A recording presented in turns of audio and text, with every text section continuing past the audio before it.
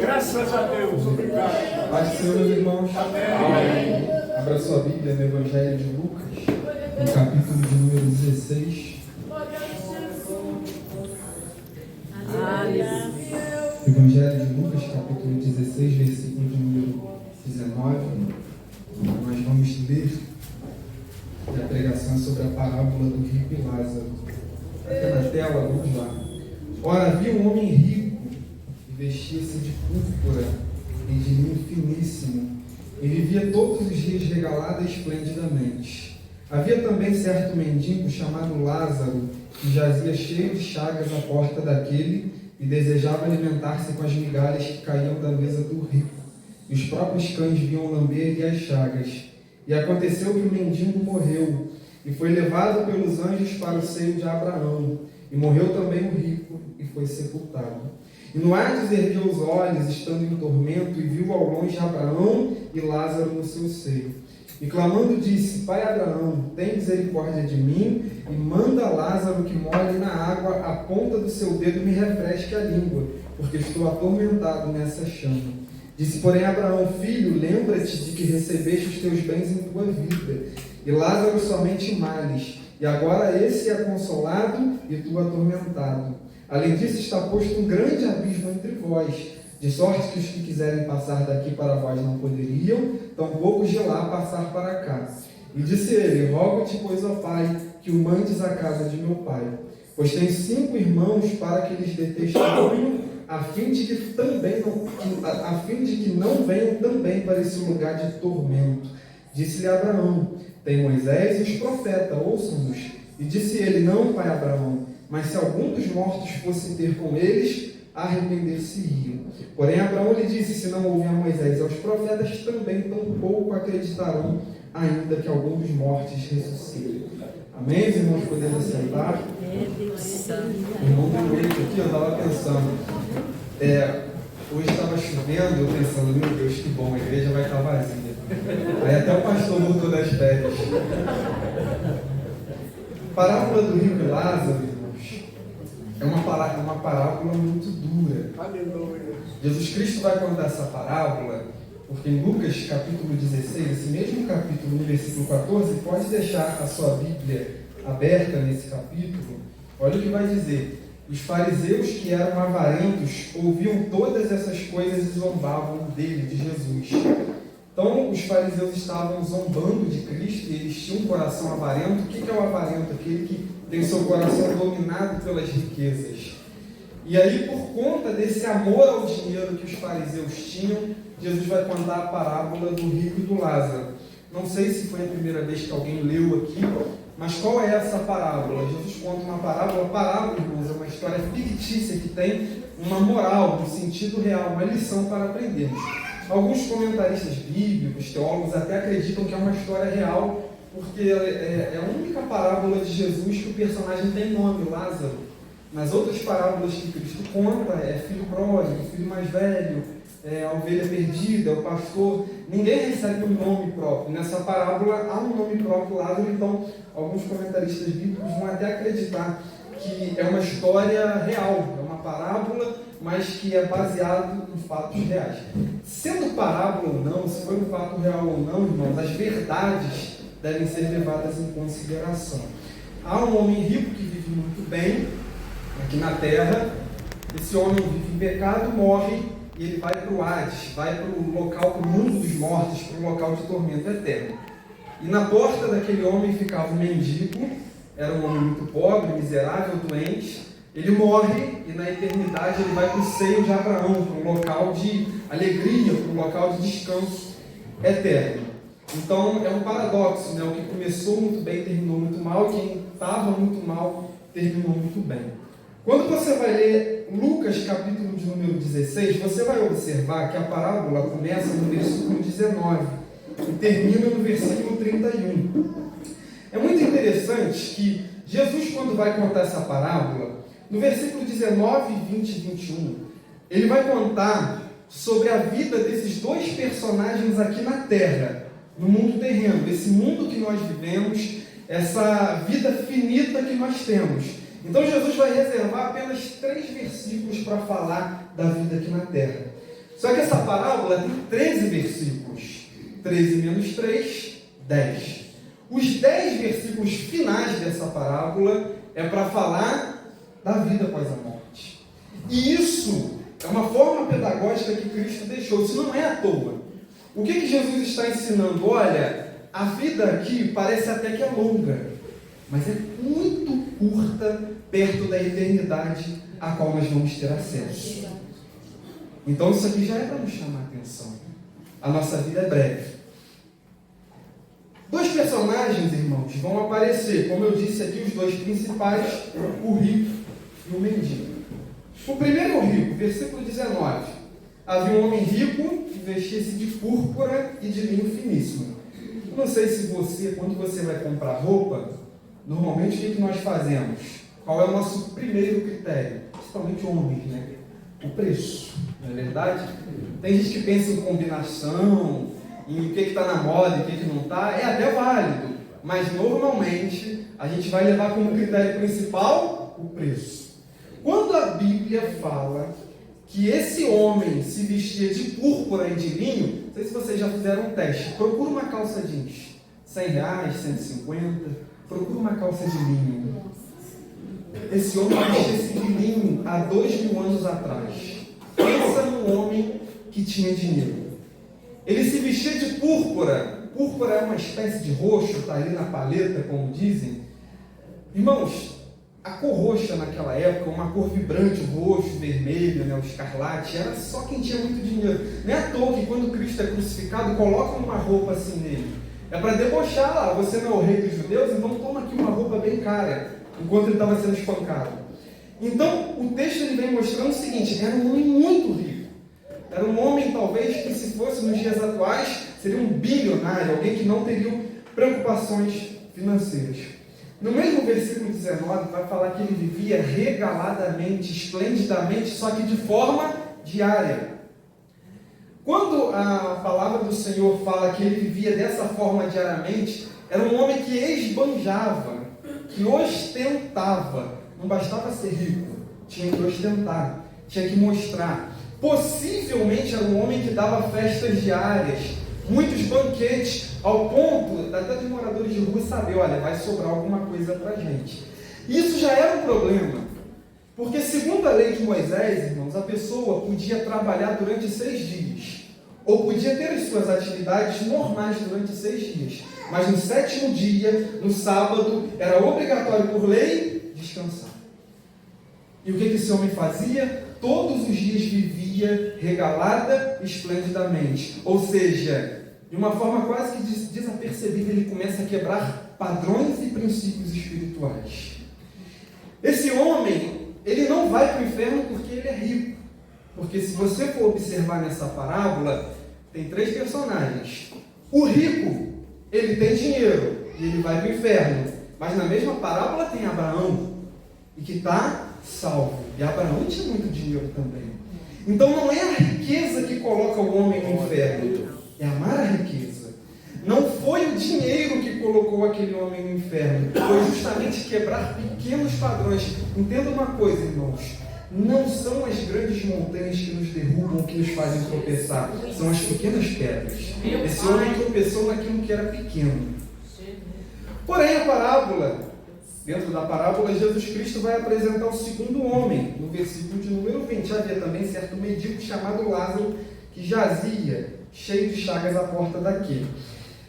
Esse homem, irmãos, era muito possivelmente, nesse termo jazia, era alguém que era atirado, que era colocado na porta daquele homem rico.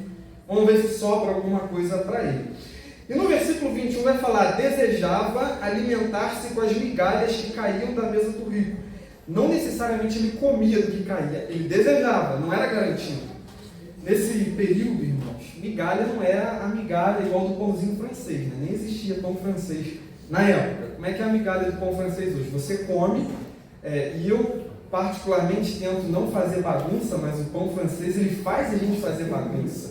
É aquela micro migalha e sai caindo na mesa, no chão, dá um trabalho terrível. Naquela época não era assim. Quem era muito rico, ele não comia pão, irmãos. Não quero desapontar ninguém, mas Pão é coisa de gente baixa renda. Quero ofender todo mundo aqui. Mas óbvio, tinha o pão, mas o rico ele comia carne. Sabe para que era utilizado o pão na época? Você pegava o pão e limpava os dedos de carne, de gordura, porque ele era rico, então ele podia fazer isso com o pão. É interessante que na ceia Jesus não coloca a carne, né? É o pão que simboliza a carne. E aí o rico pegava, usava lá aquele pão, limpava o dedo e olha, joga isso lá para fora. Isso era migalha, por isso que ele ficava ali esperando. Ninguém se sente ofendido, irmãos, eu como pão todo dia.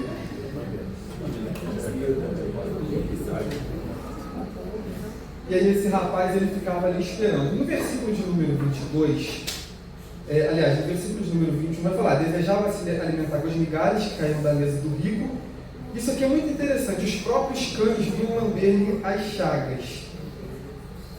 Por que os cães lambiam as chagas daquele homem? Porque o cão é aquele que fica no rebote esperando o resto da comida que sobra. Para você ver, esse camarada foi colocado numa situação de cão. E o cão era visto como um animal impuro dentro da cultura judaica. Olha o nível que esse mendigo está. E ele estava apodrecendo, irmãos, por fora, com tanta úlcera, que os cães vinham e lambiam as feridas daquele homem. Não sei se vocês já repararam, mas o cão, o cachorro, ele tem o costume de lamber as próprias feridas, não é isso? Por quê? Porque a saliva do cão, ela tem um nutriente de cura, de cicatrização. Então, quando o cão olhava para aquele homem e via tanta ferida, até os cães ficavam com pena. Vamos lamber esse camarada, vamos tentar curar ele. É interessante que Lázaro, ele foi rejeitado a vida inteira. Mas quem ele menos esperava, quem tinha menos condição de ajudar, tentou ajudar. Quantas vezes na nossa vida, irmãos, nós vamos esperar uma ajuda de pessoas extraordinárias? E Deus vai utilizar-se de artefatos simples, pessoas simples, mas que vão nos ajudar de acordo com a nossa necessidade. Não questione a ajuda ou quem Deus manda, apenas glorifique ao Senhor pelo que Ele fez. Era cão, mas estava tentando ajudar. Agora, irmãos, a história desse homem é muito triste, porque ele vive essa miséria e morre. Quando nós lemos a vida de Jó, irmãos, eu acho que pregar sobre Jó é muito fácil. Porque é uma desgraça atrás da outra. Perde dinheiro, perde fazenda, perde família, perde tudo. Só sobrou lá a esposa reclamando um pouquinho.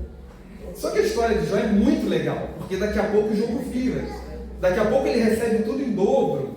A única coisa que ele não vai receber em dobro é filho. Filho é insubstituível, mas mesmo assim ele recebe novos filhos também. Creio que ajudou a consolar. Então a história de Jó é muito legal, porque começa muito mal, mas ele passa por toda aquela situação e no final vence. A história de Daniel é muito legal, ele vai para a Babilônia, os meninos lá vão para a fornalha, aí depois Daniel velhinho vai para a cova dos leões, mas eles estão sempre vencendo. Se nós pegarmos os nossos heróis bíblicos do Antigo Testamento, a maioria começou bem, aí veio uma dificuldade muito grande e daqui a pouco terminou tudo muito bem. Mas quando eu olho para Lázaro, eu entro em crise, porque ele viveu uma vida miserável e morreu assim. Por que Jesus permite que essa história seja contada para a gente? Porque, irmãos, é uma notícia talvez dura, mas é verdade. Existem justiças que vão acontecer aqui na terra. A pessoa vai te ofender, daqui a pouco a mão do Senhor vem sobre ela. Talvez alguém te passe a perna e daqui a pouco o próprio Senhor se encarrega de fazer justiça. Mas tem justiça que vai ser só na eternidade. Esse homem nunca recebeu, irmãos, uma grama de justiça aqui na terra. Ele morreu miserável como viveu a sua vida. Hebreus capítulo de número 11, versículo de número 35. Hebreus 11, 35. Aleluia. Existem verdades que são duras, mas não deixam de ser verdades. Hebreus 11 está falando dos heróis da fé. Homens que apagaram a força do fogo. Homens que venceram. Lê Hebreus 11, é lindo. Aí chega no versículo 35. As mulheres, pela ressurreição, os seus mortos. Receberam pela ressurreição os seus mortos. Uns foram torturados. Ué, isso é um script, tortura. É verdade. Tem gente que vai ser tão fiel a Deus que vai viver tortura aqui na terra. Olha a Nigéria, Coreia do Norte, China. Só que essas pessoas foram torturadas voluntariamente, olha, não aceitando o seu livramento, para alcançarem uma melhor ressurreição. O crente é esperto, irmãos. Naquela época tinha um cristão dizendo o seguinte: eu prefiro ser martirizado, eu prefiro ser torturado, porque na vida eterna a justiça vai acontecer e eu vou alcançar uma ressurreição melhor, eu serei melhor recompensado. Existem justiças que só acontecerão na vida eterna. Glória a Deus. Pois bem, vamos lá para o versículo de número 23, Lucas 16, 23. E no Hades, aliás, no versículo 22, perdão. E aconteceu que o mendigo morreu e foi levado pelos anjos para o seio de Abraão. E morreu também o rico e foi sepultado. Olha que interessante. Pois bem, veja a diferença. Quando o mendigo morria na época, ele era jogado, um mendigo, alguém indigente que não tinha quem o enterrasse, ele era jogado no vale de Rinom, que era um lixão que tinha lá em Jerusalém e que ficava pegando fogo a todo momento. Quando Jesus vai falar sobre o inferno, ele tem a visão daquele vale. Então o mendigo, ele é colocado no local que vai dar inspiração ao inferno. Olha que interessante, no lugar que pega fogo eternamente, porque aquilo decompunha cadáver, lixo. Pessoas que não tinham uma posição eram jogadas nesse vale do Rinom, ou em algumas traduções lá no original vai estar escrito Guiena, que lá na frente vai virar inferno. Então o mendigo, ele é jogado nesse lugar. Repare que o mendigo não é sepultado. O rico ele é, no final do versículo, ele morreu também o rico e foi sepultado. Agora o mendigo não, e o mendigo morreu. E aí já corta para a eternidade e foi levado pelos anjos para o seio de Abraão. Isso é muito legal, porque terrenamente o mendigo ele vai para um local que representa o inferno. Só que quando ele morre, a alma dele, o espírito dele, que volta a Deus, é levado pelos anjos para o seio de Abraão. O mendigo, ele é carregado pelos anjos, e o rico foi sepultado pelos homens. Quando nós chegarmos na eternidade, irmãos, todas as coisas vão nivelar de acordo com o que vivemos aqui na terra. Amém. Repare, ele não teve um sepultamento digno, mas foi conduzido pelos anjos. E o rico foi sepultado. Mas você está enxergando ali falando que os anjos levaram o rico para a eternidade? Não. Quem será que levou ele? Aí eu não vou continuar porque o texto não fala, eu posso ficar só com aquilo que eu imagino. Olha o jogo virando na eternidade. E aí o versículo 23 vai trazer a realidade que o rico viveu. Ele foi para o inferno, ele morreu sem Jesus, ou ele morreu sem a fé naquele que haveria de vir. E no Hades ergueu os olhos, estando em tormentos, e viu ao longe Abraão e Lázaro no seu seio. Pode continuar, a gente vai até o 28. E clamando disse: Abraão, meu pai, tem misericórdia de mim, e manda Lázaro que molhe na água a ponta do seu dedo e me refresque a língua, porque estou atormentado nessa chama. Disse, porém, Abraão: filho, lembra-te de que recebeste os teus bens em tua vida, e Lázaro somente males, e agora este é consolado e tu atormentado. E além disso está posto um grande abismo entre nós e vós, de sorte que os que quisessem passar daqui para vós, não poderiam, nem tão poucos de lá passar para cá. E disse ele: rogo-te, pois, ó pai, que o mandes à casa de meu pai. 28, pois tem 5 irmãos, para que eles dêem testemunha, a fim de que não venham também para esse lugar de tormento. Algumas realidades acerca do inferno, voltando no versículo de número 23. Lembrando que inferno aqui, irmãos, é Hades. Hades é um local que toda aquela pessoa que morreu hoje, sem Cristo, não foi salva, ela vai para o Hades, aguardar o julgamento depois da volta de Cristo. É uma primeira fase do inferno, vamos dizer assim. A segunda está lá em Apocalipse 21, depois você lê em casa. A primeira coisa, irmãos, que nós podemos ler sobre o Hades ou sobre o inferno. E no Hades, ergueu os olhos. No inferno, as pessoas vão enxergar. Não pense que a pessoa vai chegar lá e vai ficar cega. Não, ela vai enxergar. E ergueu os olhos, estando em tormentos, e viu ao longe Abraão e Lázaro no seu seio em descanso. É interessante que aqui na terra, pense comigo, o rico, ele ia sair para a cidade, e aí o mendigo estava lá encostado. Como é que o rico olhava para o mendigo? Não é verdade? De cima para baixo. Agora, quando ele chega na eternidade e no Hades, olhou de baixo para cima. e viu ao longe, distante, no alto, Abraão e Lázaro no seu seio. As pessoas vão enxergar. Segundo, as pessoas vão sentir sede. Versículo 24. O paladar não vai perder a sua funcionalidade no inferno. Clamando, disse Abraão, meu pai, tem misericórdia de mim e manda Lázaro que molhe na água a ponta do seu dedo e me traga frescor. Ou seja, a pessoa não vai perder a visão. A pessoa não vai perder o paladar. É um local de tormento eterno. Interessante que a pessoa vai falar, não é verdade? Abraão, meu pai, tem misericórdia de mim. A pessoa não perde a sua voz. Ela vai continuar tendo capacidade de comunicação. É por isso que o inferno é um local de juízo, porque a pessoa não vai ficar amarrada, presa, não. Ela vai ver, ela vai sentir, ela vai falar. A pessoa não vai perder o tato, a capacidade de sentir, de encostar. O final do versículo: estou atormentado nessa chama. Vai pegar fogo, irmãos. Se tem chama, tem fogo. Então, muitas pessoas falam assim: não, mas o inferno é uma invenção da Igreja Católica. Lá, há 1800 anos atrás, a Igreja Católica inventou vários documentos para prender as pessoas dentro da igreja. Não, irmãos. O próprio Cristo, em sua palavra, disse: porque estou atormentado nessa chama, como visão de quem foi para lá.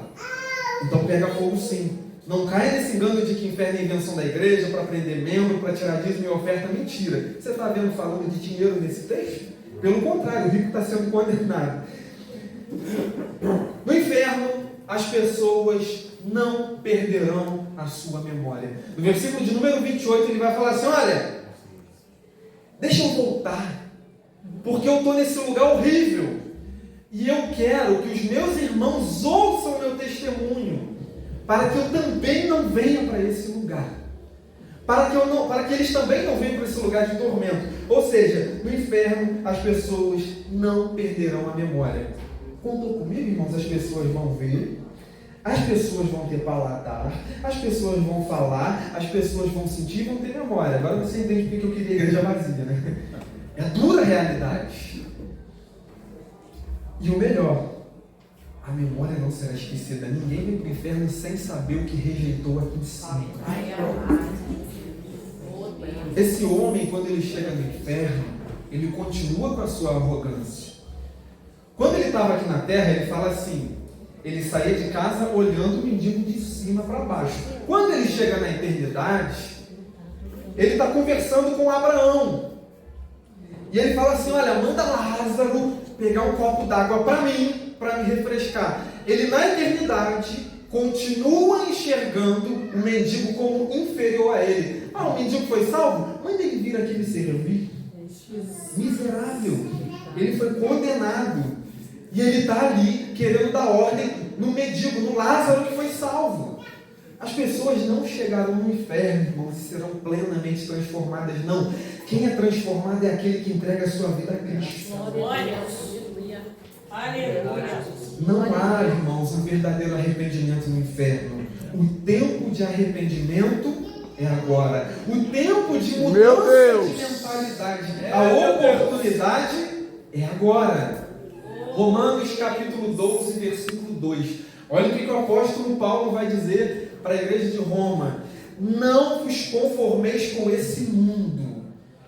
No versículo 1, não vou ler, mas Paulo fala assim: rogo-vos, peço-vos desesperadamente, irmãos. Versículo de número 2: não vos conformeis com esse mundo, mas transformai-vos pela renovação do vosso entendimento. Mude de mentalidade enquanto dá tempo, para que experimenteis o quê? O tormento eterno? Não. Qual seja a boa, agradável e perfeita vontade de Deus. A hora de mudar de mentalidade pelo poder do Espírito e se submeter a essa mudança é agora. Ele tentou mudar a sua sentença, não tinha como. Não, mas eu quero voltar, não tinha como. E a mentalidade continuava pecadora. É muito interessante que ele vai chamar Abraão de pai. No versículo de número 24, Lucas 16, 24. Pai Abraão. Quando ele chama Abraão de pai, nos demonstra duas coisas. Primeiro, se ele chama Abraão de pai, ele conhecia a palavra. Não é verdade? Um amonita vai chamar Abraão de pai? Não vai. Um moabita vai chamar Abraão de pai? Não vai. Se ele chama Abraão de pai, ele conhecia as Escrituras. Mas as Escrituras não entraram no seu coração. Ele tinha conhecimento teológico. Irmãos, conhecimento teológico é uma bênção. Todos devemos procurar conhecer a palavra. Mas não é só conhecer, é se entregar. Pai Abraão, repare, ele sabia Gênesis, no mínimo, Êxodo, Levítico, mas foi para o inferno. Porque ele nunca viveu uma vida de entrega a Deus. Segundo, ele está dando uma cartada aqui racial. Pai Abraão. Se ele chama Abraão de pai, o que ele está querendo dizer? Olha, eu sou judeu também. Eu sou de Israel. Mas a salvação não é vinculada à minha geração e descendência. A minha salvação é vinculada à fé em Jesus Cristo. Por que Abraão aparece nessa história? Porque ele é o pai da fé. Como que eu faço para ser salvo? É muito simples. É colocar a fé nele. Senhor, eu acredito no teu sacrifício. Eu acredito que o Senhor perdoa os meus pecados. E por meio da fé, eu sou vinculado como filho de Deus. Glória a Deus. Não é porque meu pai é crente que eu sou salvo. Mas a minha tia é crente que eu sou salvo também.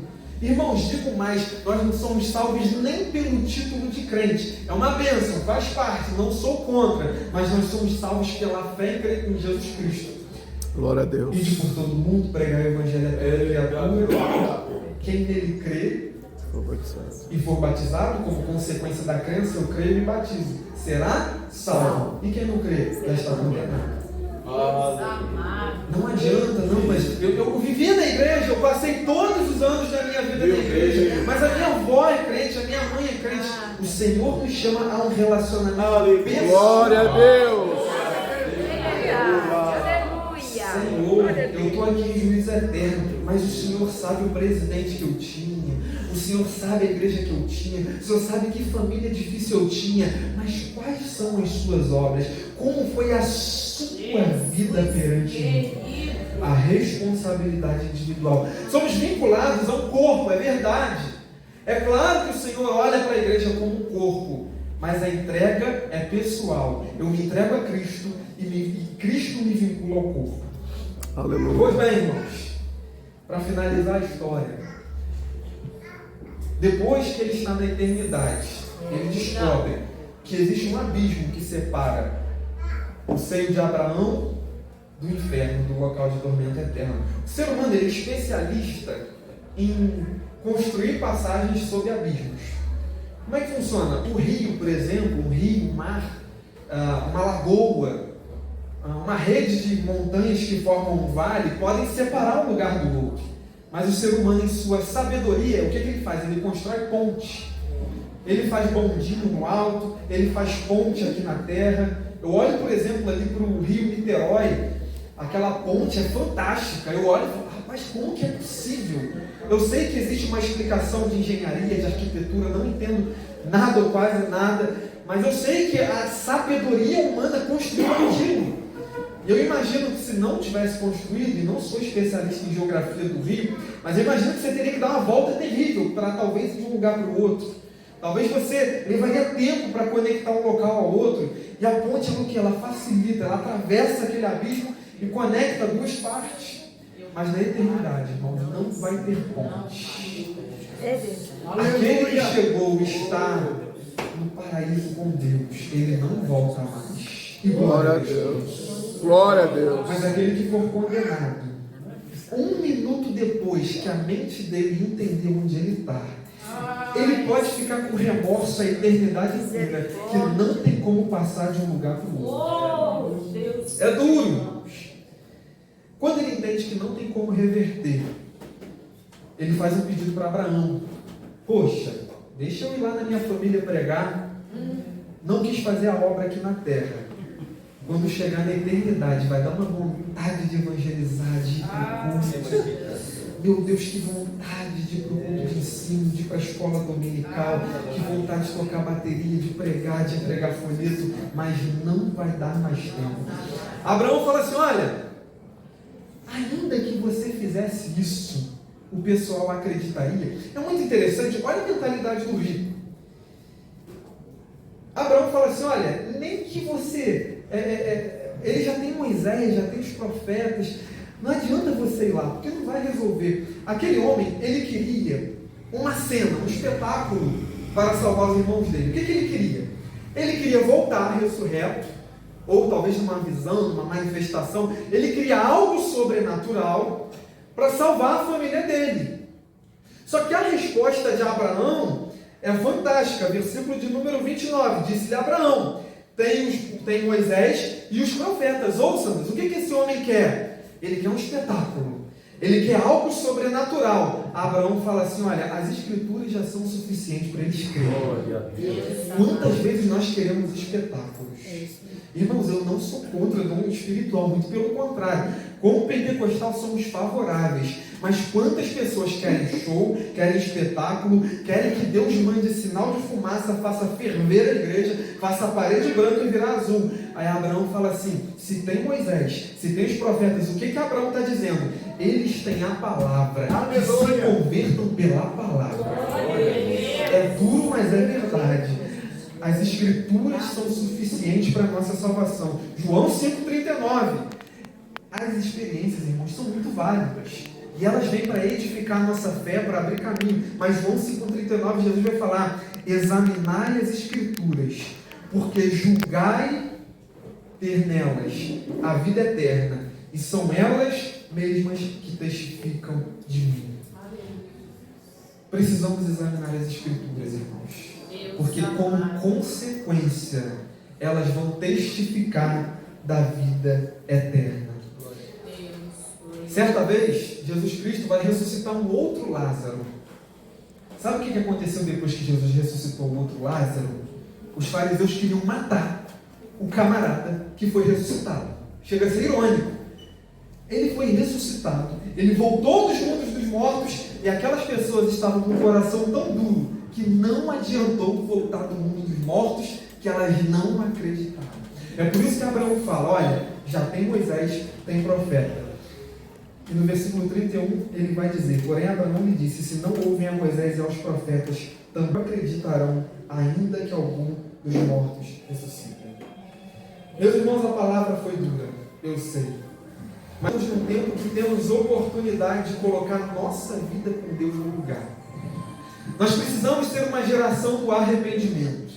Se eu sou crente e eu acredito que a minha vida está correta perante Deus, glória a Deus por isso. Mas nunca deixe de ter um coração arrependido. Aleluia. Todos os dias peça perdão pelos seus pecados. Porque o nosso coração é enganoso e é falho. Nós cometemos pecados conscientes, mas também cometemos pecados inconscientes. A gente nem sabe o que fez, mas fez. Já viu a esposa quando está chateada, você nem sabe o que você fez? Você pecou inconscientemente. Quantas vezes a gente faz isso com Deus? Se você vive uma vida mais ou menos, não existe neutralidade no mundo espiritual. Você está em pecado e a sua salvação está em risco. Peça perdão a Deus. Aquele que pede perdão, como diz lá em Provérbios 28, aquele que confessa, aquele que abandona, alcança misericórdia. Aleluia. Agora, se você nunca teve um encontro com Deus, o seu coração nunca foi dele, não se esqueça de se consertar com Ele o quanto antes. Confesse seus pecados, abandone as suas falhas e creia que Ele está pronto a te receber de braços abertos e perdoar os teus pecados. Glória a Deus por isso, eu agradeço a minha oportunidade.